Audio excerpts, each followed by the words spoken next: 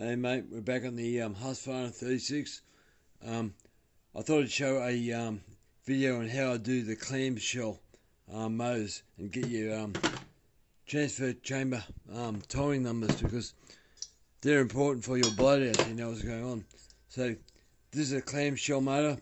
I suppose they look like a clam, whatever, but you know, it's not what I call it. Now I pulled this motor apart. This is the original motor. And you can see it's been bleeding through here, it's been sucking air, it's all wet. And the sealant, when I pulled it apart, it went pop. What didn't have no glue on it at all. So I'll put it back together the way it was.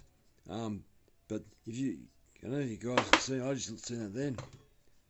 Look at the corrosion, not corrosion, the carbon in the bottom of that. So that's the squish. So yeah, a lot of bad carbon, so it wasn't running properly. Okay. So anyway, I'll fix that up. I'll put the correct cylinder out of the road. Now, this is the way I do it. Doesn't mean it's right. You guys might find a different way, but these saws are incredibly pain in the ass. Now, there's a ring. Let's explain this. There's a ring down the cylinder already. Down there. Now I've set this up. Now you see the wire off the top.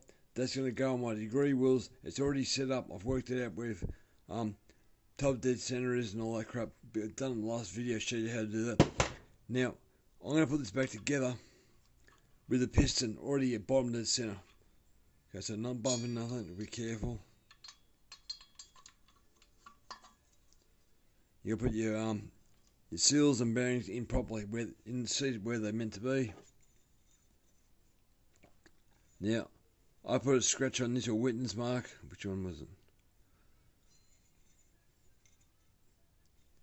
So that side, put it back together the way it was. Got to make sure everything's seated. Get a screw or a bolt. Put it on.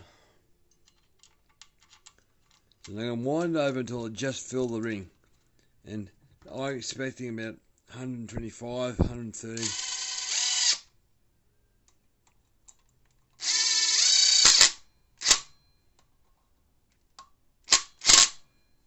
So that's seated properly. So it's almost bottom dead center. That's bottom dead center there. 180. So I gotta wind it over. I might look for the exhaust.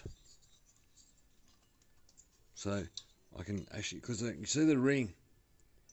Can we get that video? You actually see the ring in the cylinder, which is lined up with the transfer chambers.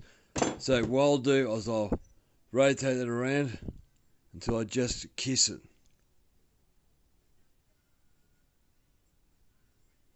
That's kissing it right there.